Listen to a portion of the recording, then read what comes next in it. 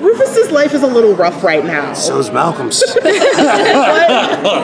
What's in store? You've got you've got the lifeboat, you've got Gia and her vision. Yes. Where are we going? All of these are true things. All of these are true things, but yes. how is there going to be a breaking point at which he can't handle all of them? I think this is the season that Rufus and Gia get tested. Their relationship gets tested. I think these guys can't rely on the creature comforts that they had from last year. You know, the new year, I think we've really changed a couple things, which is that now we have sleeper agents. Now we are just sort of in the bunker now, and Gia's having these visions, and I think we're really sort of, where last year was about keeping time exactly the same, this year is about how time is changing and how we're kind of in this essentially an alternate timeline this season, and how that gets affected. This is the first time where the actual time team's memories get affected, and I think that's going to wind up coming into play in ways that'll be really interesting. If Rufus had one piece of advice for his friend Wyatt, considering what's coming, what would he tell him? I think you just tell him, be honest, and just, tell the people. I think if there's anything Rufus learned last season, it's to tell the people that he loves them, and I think he pretty much has that same advice for Wyatt. When near the finale last year, he basically told Gia, "I wish I had been telling you I love you," and when she almost ended, he was able to tell her that he did. And so I think that's kind of just his advice and mantra for Wyatt in general right now. It's just like, stop being such a hard ass and just tell him you love her. Do you have an absolute favorite period of time that you have done on the show? It's weird. This whole thing is a blur. So it's like I didn't even realize what time periods I really liked until the end of last season. So I can't tell you what's happening. Plus, everything's a twist and a turn and a surprise here, so it's like hard to talk about it without like letting everything out of the bag. Right. But I love the '80s last year, and I love the Western that we visited.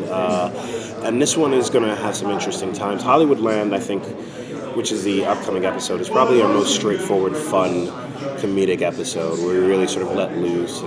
And there's, I think, Abby gets some of the wishes that she's probably said in interviews from last year, and I get to explore, really fun personalities and really explore a lot more the fun side of the time team. I think that one was really a really fun one for the group. I feel like Rufus actually gets to star more in Hollywoodland than he has before. Yeah. What did you love most about your role in Hollywoodland?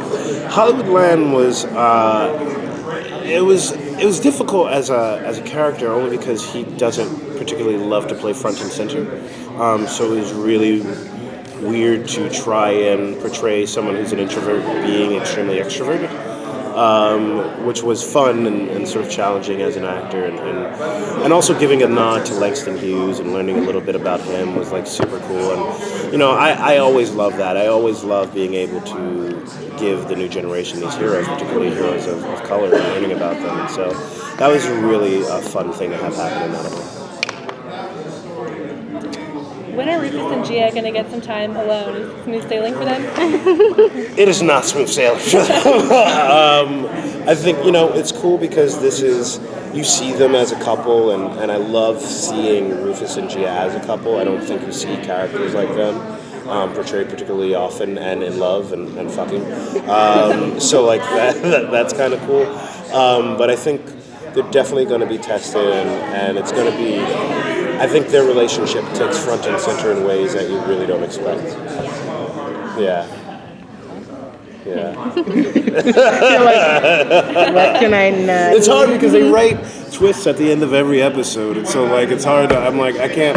I'm like, until the commercials release, I'm like, okay, so that part. Right. What time in history would you like to go to and maybe mess with history a little bit, if you had your choice? If I had my choice, it might be the 80s, man. I kind of want to be there for the sort of, essential birth of hip-hop and the cool colors and the breakdancing and the really fun, hey, ha, hoobada-pop-pop. Like, I really want to be a part of that. I just really want to beatbox for, like, Cool Herc or something like that. Going off that, is there, like, an icon that you, like, look up to or want to kind of touch base with? the show with, the timeline? You know, we had a really fun time with Robert Johnson, which was really cool, and to see sort of the birth of rock and blues and that sort of thing. That was a really, really fun episode because we also explored a couple other musicians who get highlighted a little bit from that one. So like that was really cool. Like just seeing like bare bones blues music and rock music and that sort of thing was like really amazing because that's probably most likely who I'd want to visit when I went into the past. It's just really like really cool, awesome musicians and icons like Robert Johnson and these sort of figures. Like that's pretty cool. The fans of this show are rabid and very passionate. What has been the craziest fan experience that you've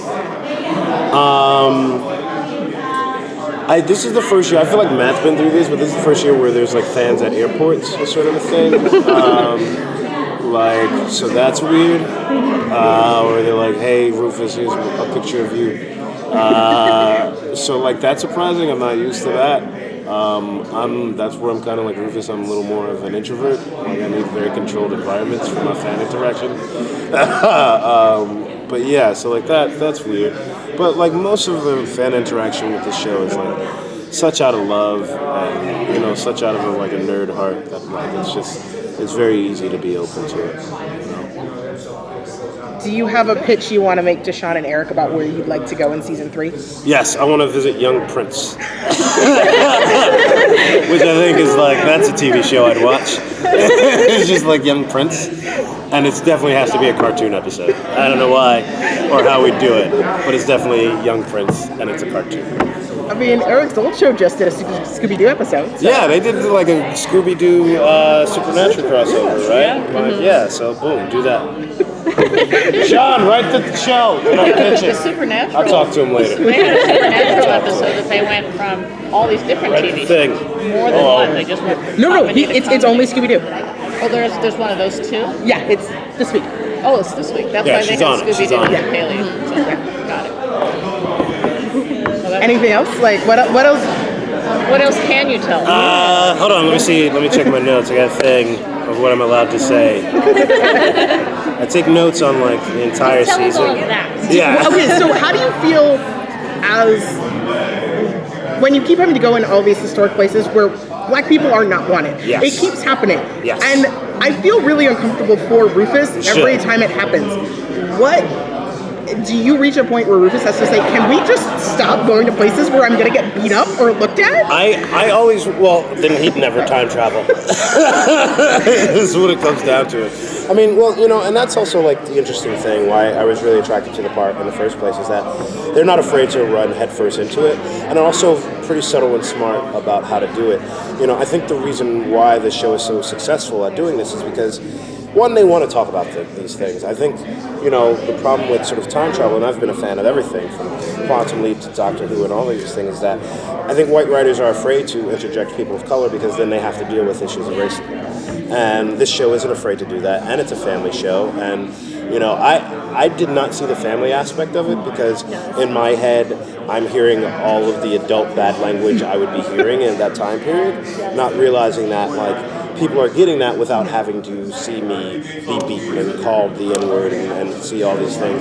And also what's smart is that this is a group of writers that it's a very inclusive writers' room. And so it's not a room where you feel like a lone voice or afraid to be your voice, you know what I mean? It's very hard to have talks about inclusion and diversity when you're literally the only person in that room, you know? You don't feel empowered to talk about that, you know? I feel like as the lone person of color or the lone woman or the lone anything, you don't necessarily feel empowered to talk about these things in a way like it's taken seriously.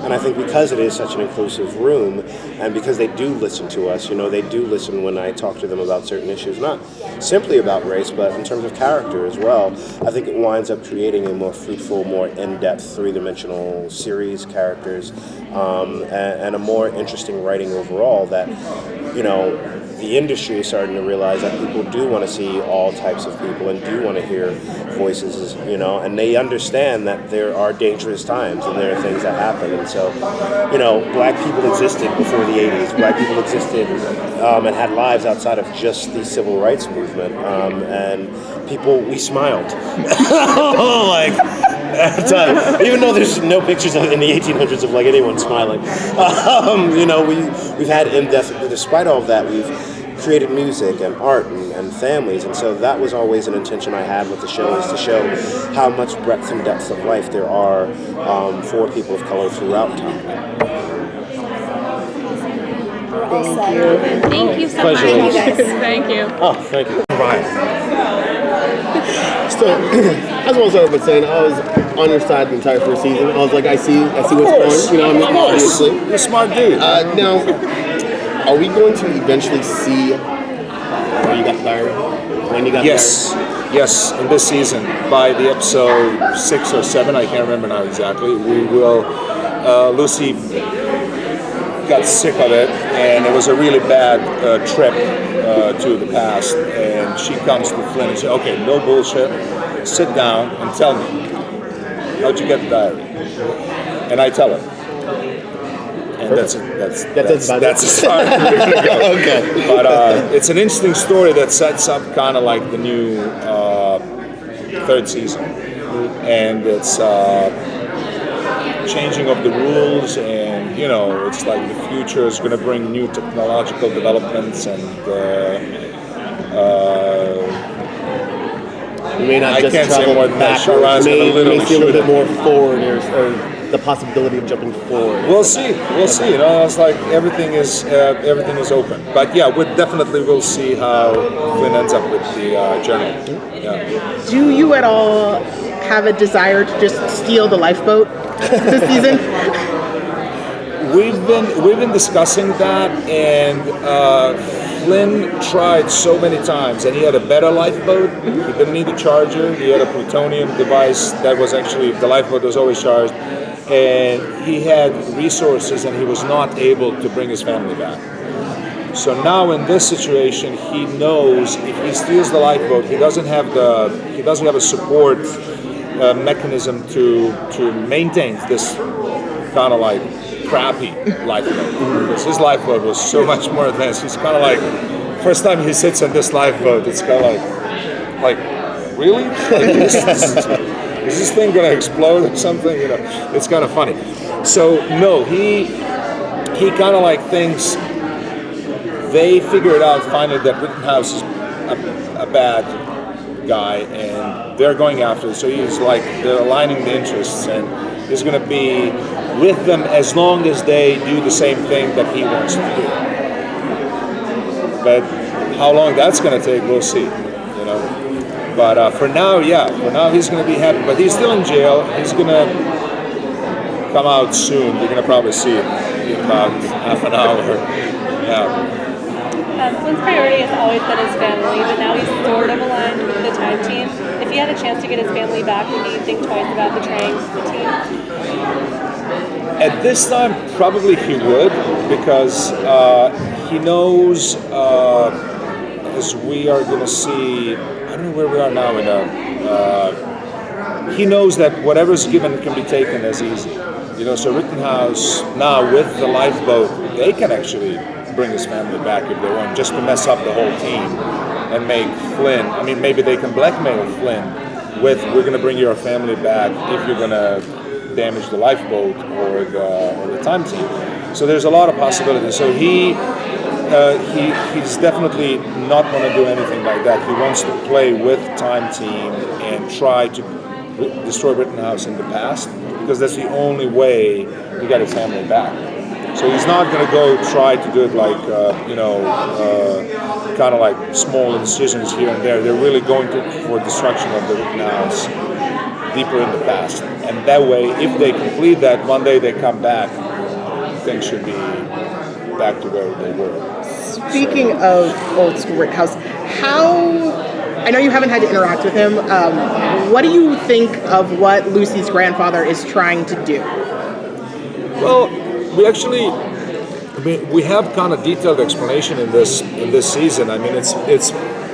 It sounds a little bit vague in the first, when you just hear it, but it's kind of like what Nazi Germany tried to do with the Aryan race. They tried to purify. If you see a man in a high castle and that struggle with son who is challenged development, they would just destroy all of that. You know, they would just have like perfect specimens. They want to kind of like, what's the word? You know, to clear the race and to become like humanity, to become like perfect. They want to kind of like artificially make development what they consider positive development of the humanity in this direction. And by changing the different things in the past, and this episode we have actually some really cool. Our history guy is really amazing. He was able to trace so many events back to the source, and that would be a person that Rittenhouse is going to go for, and it's somebody you never heard of probably. And then you would, you know, after a good episode of Timeless, people go to Wikipedia and Google, and they're like, oh my God, really? So we're going to have a couple of surprises like that, and you're going to see that this one person, you know, that because of something he did, that all these things happened, this big tree kind of grew in the future. And if you really remove this one person, there's a good possibility that that tree is going to be much smaller or not even developed. So we're kind of focusing on that right now, you know. And I think it's a pretty kind of menacing idea of the future world. You know, it's like, you know, who are you to do that? But that's what they want to do. You know? Some of the characters on the show have kind of fanboyed or fangirled over the historical figures that they've been able to meet. Who would you fanboy over that you would meet? Well, you know, my character, especially in the last season, was so on a mission that he wasn't kind of fanboying or whatever. But I had a little bit kind of like when I walked into that tent of General Santa Ana, that was the first time that Flynn went kind of like so far back into the past. And I just had a little smirk on my face walking in and kind of like, is this for real? I mean, it's just General freaking Santa Ana. And I kind of like, I'm walking into that tent and I got this little smile. There was no script. There was nothing was scripted for me to do or say, but I just kind of walked in and I kind of had this, you know. And it was just the fact that he kind of like, you know, when you see him kill Abraham Lincoln, that's pretty much as big as it can get. So he was not fanboying over that. He just literally executes the guy. And that was kind of pretty much unbeatable with size of the historical figure and what you're going to do to him. That's like, I mean, I need to talk to my son for an hour before I let him see that. What would you imagine television film would be like without Citizen Kane? Yeah, no, I mean, have you seen the episode? Yeah, I've seen the episode. Ah, okay. Yeah, I mean, that's an interesting question, you know? But so, you know, that's kind of tracing it to the source, what I was talking about before, you know? And we're going to be, you know, music was always connected with peace movement in the 60s, with Vietnam War and all of that. So if you made some changes in the past about the music, you know, the question is, would rock and roll develop in that way? Would peace movement develop in that way and all that stuff? So it's unlimited amount of answers and questions, you know. You just go back and remove one thing of the puzzle. Is everything going to crumble down, or is it going to be kind of on a shaky ground? And it's all about that. Is there any historical figure that you personally would love to just like work on the not necessarily? Okay, you start over. A historical figure you'd like them to bring into the story so that you can at least work with them on the screen. The problem is, people I would like to meet, they're further back in the past, and we seriously have no business going further back than like Revolutionary War. You know, it's like going back before that. We already established who Rittenhouse was, who was actually the guy who started all of that.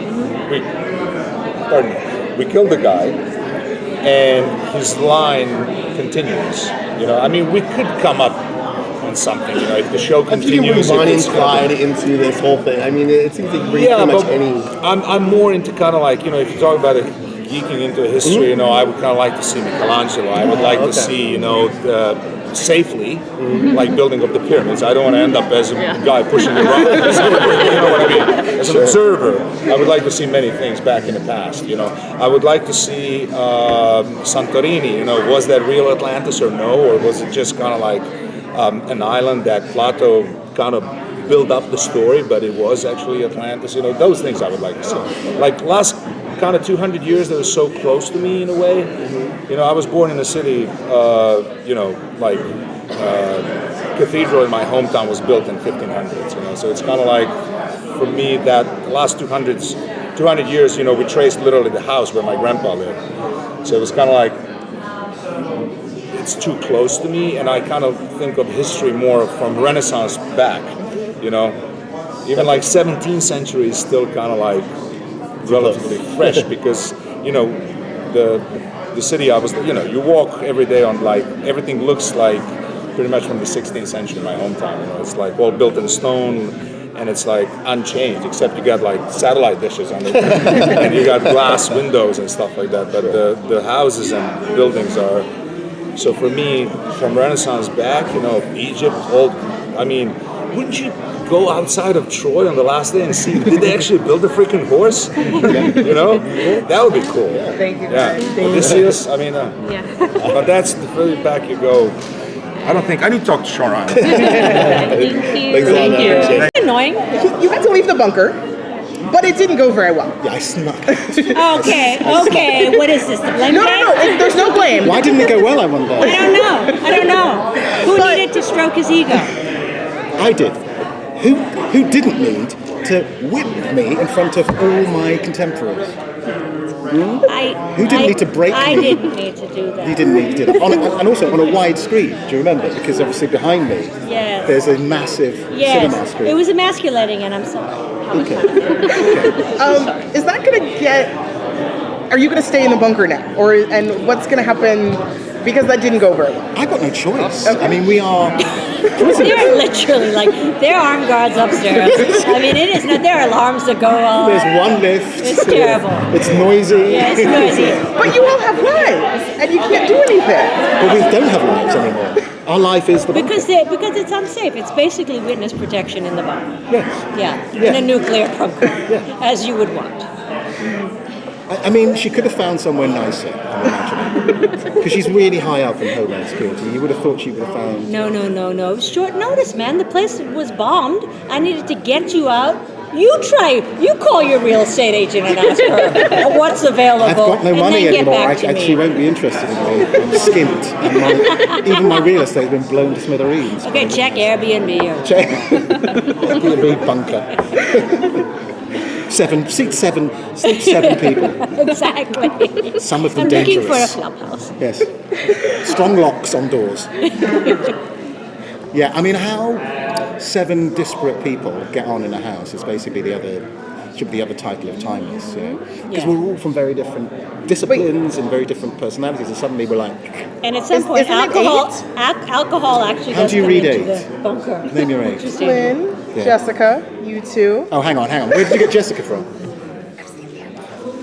See, we don't know what we're Oh, doing. the screeners exist. How many have you seen? 4. Okay, so yeah. Well, so we don't know. You Okay. want to get us fired? No. Do all of you know about Jessica? I didn't watch him that. Okay. Let's Did you know just about say Jessica? we have some visitors, okay? Yes. Let's just leave it at that, and they're not 4-legged ones. Agent Christopher has sort of become the mom of the group. How Yes. is it for you to play that dynamic, and what would you like to see from her going forward?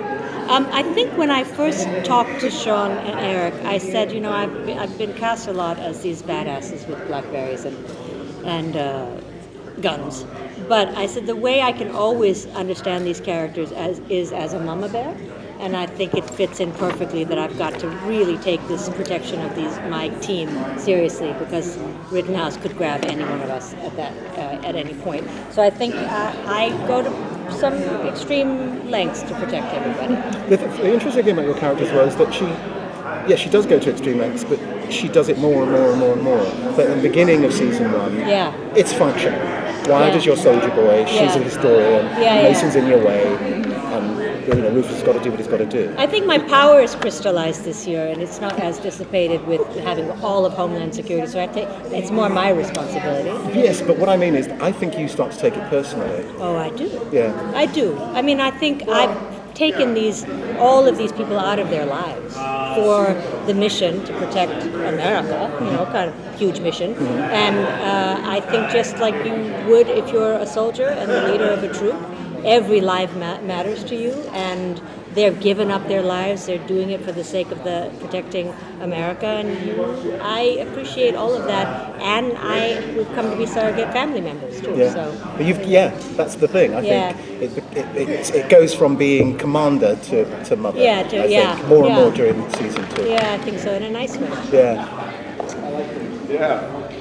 Is that going to lead to anything else? Because we know Agent Christopher has a family, but obviously they're not here anymore. They're here. And in the bunker. Oh, yeah. They're not in the bunker, but I am the only person who gets to go home to them. Oh, okay. I don't stay in the bunker because I like a good shower. So I actually go home, and I feel guilty about that too. Like they're all stuck in the bunker, and I get to go home and be with my beautiful wife and see my children's faces, which is a gift. So we explore that a little bit more this year in a nice way. Yeah, and it's really useful for us in the story and to have a normal family somewhere. Yeah. Because everybody's either a singleton or somebody died, or the somebody whole family died, or the whole family died, or this is the only normal, if you like, life outside. Yeah, family. The main group. Yeah. And it's essential to have somebody that's sane and stable. Yeah. Because everybody's slightly hysterical. Don't you think? Like you would be if you were all stuck in one place. You were slightly. Yeah, the weirdness becomes bigger and bigger. Yeah. But there's a lot of love found. Oh yeah. Yeah. Thank you guys. Thank you. Okay, thanks so much. One of the biggest critics of time when he tells me when we've gone astray. So I haven't had too much to say so far. Well, he finds things. He finds things.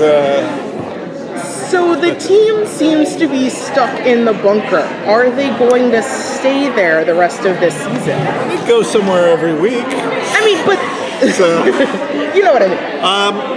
Yeah, I think for the length of this season, that will be their home base. That they're trying to stay as low key and undercover as possible while they're dealing with the Rittenhouse threat. But we also like the element that it gives us. They're not only working together now; they're living together, and it allows different interactions that we never really had in the first season to be able to write towards. So we like that a lot. Fans are a little worried about the return of Jessica, Wyatt's ex-wife.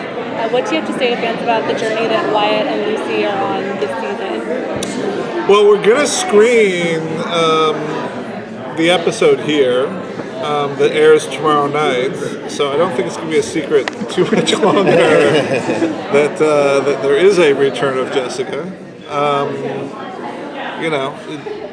Perhaps it would have been nice if we could have kept that a secret for tomorrow night, but we're airing the episode today, and people will see it, and I doubt we can get 1,200 people to not say anything. What I will say about it is, I think the Wyatt-Lucy relationship is one that is dear to the hearts of so many fans of the show, and we as a writing staff are very aware of that, and certainly it's going to complicate the relationship. But what I would say is that this is, if episode 3 is the beginning of that story, there is an 8-episode arc that deals with Wyatt and Lucy that we just finished filming literally 8 hours ago. Our last day of filming for season 2 was last night into early this morning, and I don't want to give away too much, obviously, of what's going to happen, but we understand the faith that our really hardcore fans have in us to tell a proper Wyatt-Lucy story. We understand the responsibility of that, and I think we have a good one for them. If you could be the perpetrator of some sort of historical incident, what would it be and why? If I could be the perpetrator? Like if you could change history, or what event would you like to be a part of? Well, I mean, listen, on a serious note, there are all sorts of things, tragedies you'd want to go back and sort of prevent. On a more enjoyable basis, I'm a big sports fan, so it'd be great to sort of go back and kind of, try to involve myself in some big things, whether it was Babe Ruth's called shot or, a number of other things. The good thing about this show is that if I have a historical itch, I generally get to scratch it on this show. But in real life, I don't know that I'd want to go back and change things. I'd love to go back and just be a fly on the wall for so many events and sort of see how they played out and how they're the same or different from how I have them in my mind's eye. Still cameras and then film cameras are still fairly recent in history, and so there's all this history that we don't really have documentation of. I'd love to go back to the Constitutional Convention and see all our founding fathers kind of arguing about, what should be in this and what should be in that. Maybe I'd go back and make a little tweak or two to the Constitution. Well, season 1, I think, was just an absolutely amazing bit of television. I think it's hell of a lot of fun. It definitely wound up separating itself a little bit from the other time traveling series that are out there. One of the best parts about it, though, was that lightheartedness. I mean, the Hemingway episode, just watching them interact with Hemingway was amazing. Bonnie and Clyde. Season 2 seems to be a little bit darker, a little bit more serious. Do you think there might be a little bit more of that levity? I think it varies episode to episode. The episode we're about to screen has a lot of levity to it, I think. A lot of emotions, too, but there's a lot of humor in that one. I think episode 5, which I will, just throw out a hint. It's our first episode where we don't go back in time so much as we bring history to us. Oh, okay. I mean, that's the only thing I'll sort of tip off. There is an opening scene that happens in the past, but other than that, the entire episode takes place in the present, but with a historical figure. That may have been spoiled a little bit in some of NBC's promos. But there's a ton of humor there. I mean, what Eric and I, and then I also just want to credit Erica Mittman and Tom Smuts, who kind of assumed co-showrunner responsibilities with us this year, so I don't want to leave them out. But what we all believe in is having a grounded, real show. And sometimes life is scary, and sometimes life is romantic, and sometimes life is dangerous, but a lot of times life is funny. And so we're always looking for those moments, and even in serious episodes, I would say, especially through Rufus, there's 4 or 5 times every episode that Rufus makes me laugh. Even if something truly serious is going on. So that tone is something we spend a lot of time talking about. So we spend a lot of time talking with our director about what we're after, and then we spend a lot of time in the editing room really trying to master that. I don't think we ever want to become such a serious show that it becomes bleak or dark. Eric and I, when we conceived this show, always wanted it to be an homage to those sort of classic 70s and 80s kind of adventure, a lot of Spielberg, stuff. Raiders of the Lost Ark and E.T. and Back to the Future and The Goonies, and we've always wanted that show to be crowd pleasing in that way. And so I think some episodes will be darker than others will be lighter. We're about to screen one that, to me, I think has a lot of laughs in it. And we never want to lose that. What did you like most about bringing Hedy Lamarr to life, and why her? Well, I will say this, that every episode I'm terrified that we'll never be able to cast these roles that we write. Each time I'm like, well, this is going to be the episode that we just can't manage to cast it properly, and of course I'm spacing right now on the actress's name, but she really is tremendous in this. I was aware of the history of her and her patents and her as a scientist, not just as a bombshell, and her being a very complicated underdog in Hollywood. So bringing somebody really smart in to be able to bounce Rufus and Lucy and Wyatt off of was really interesting. To be able to tell the story that a lot of the Wi-Fi that we use today comes from ideas that she and her partner generated, in the 30s and 40s, is really incredible. And then for a while, I've been wanting to do a story that really, was in the glamour of old Hollywood. We're fortunate this year to be filming on the Paramount lot, which, we filmed much of that episode on the Paramount lot, where, which existed and all this stuff really happened. So I've always wanted to sort of juxtapose our people in the present with sort of old Hollywood, and Hetty was just a great character to do that with. Now that you actually mentioned that, when you're coming up with the story and where it's going to go, do you come up with the time period first and then try to figure out how to connect that to it? Are you saying, okay, 30s Hollywood seems like a fantastic place, I want to visit that, let's figure out a way to fit that to the story? Or is it, you see something in the 30s that kind of like... We usually start with our main characters and what's the story we want to tell, but we do have time periods we're interested in. We always were interested in old Hollywood. In fact, we had a story that we developed for a while last year and then ultimately abandoned that actually had to do with a true historical fact that John Ford's movie Stagecoach was originally supposed to star Ronald Reagan, not John Wayne.